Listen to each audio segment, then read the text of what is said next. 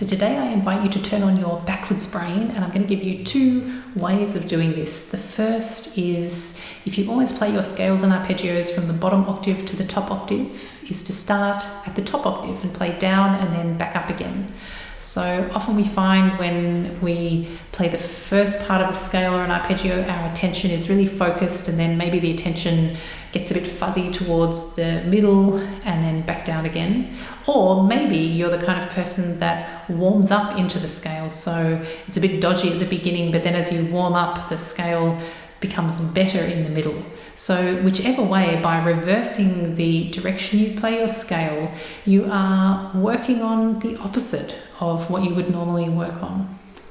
So the second way to activate your backwards brain is to start at a part of the instrument or a part of your practice repertoire that you wouldn't normally start at. So if you always start at the bottom of your instrument, I'm thinking of myself, double bass, the bottom of the instrument is easy to play, comfortable, and do some exercises there, and then work your way up to the high notes of the instrument, which are much more difficult. By the time you get there, maybe your brain is a bit tired, it sounds bad, you feel dejected, and you just think, oh, why bother? I'm just not going to do these exercises today, they sound bad. So if you do the difficult part of your instrument first, play in the difficult area of your instrument first, you can't avoid it, which is good, because the more you work on those difficult parts of the instrument, the easier they get. But you're also bringing that fresh beginning of practice energy to these difficult parts of the instrument. You could also do the same in your practice repertoire. If you have difficult exercises, etudes that you always play at the end, bring them to the beginning and bring that fresh practice focus to these difficult etudes. And the same, you may go through your routine and then feel like you don't have time to play these difficult etudes. You've run out of practice time, you need to do something else for the day. So by playing them first, you're giving them priority, you're making sure you do the difficult stuff. It's the practice equivalent of eating your vegetables first and then saving the delicious part of the meal to the end. So getting the nutritious part of the meal over with, and then you're left with the fun, delicious part of the meal. Hi, I'm Erica. I am a musician and music teacher, and I hope you enjoyed today's video. If you did, hit the like button and don't forget to subscribe for more practice tips, motivation and inspiration. And also share this video with any friends who are also practicing music. And finally, if you like, you can stick around for a short meditation at the end of this video to prepare you for a great day's practice. So happy practicing, and I'll see you next time. Bye. So we're going to take a few minutes to prepare for practice, to relax the body and the mind. You can take out your instrument, have any music, books, pencils ready. Then you can sit or stand with your instrument or without. And we're going to start with a soft focus in the eyes. Bring your awareness to the space you're in. Notice any sounds in the room, any smells. And then with the next exhale, closing the eyes.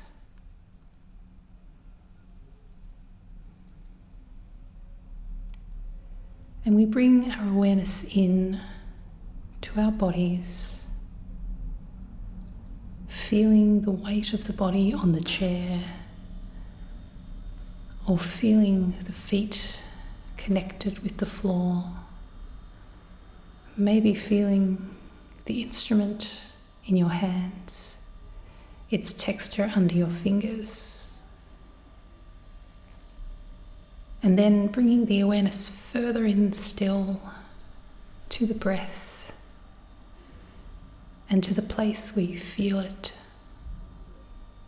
Maybe the nose, the throat, the chest, the diaphragm. Feeling the rise of each inhale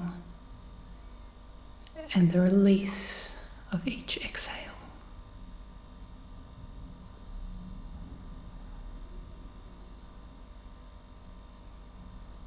And as you notice the breath, on each exhale, letting every muscle in your body release just a little bit more. Each exhale brings more relaxation to the body and more stillness to the mind. And if thoughts arise, just let them do what it is they want to do. Maybe they float by, maybe they stay. Just bringing your awareness back to the breath, back to each inhale and to the release of the exhale.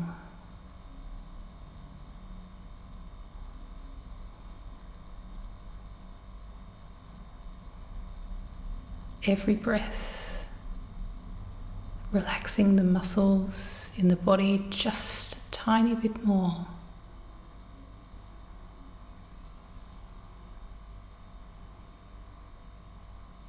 And then bringing the awareness back out to the body, to the weight of the body in the chair, the feeling of your feet connected to the floor, the feeling of your instrument under your fingers.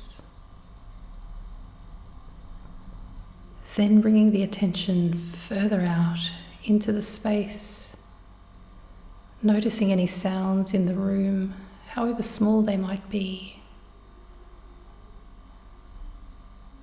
And then gently blinking the eyes open, ready to start practice for the day.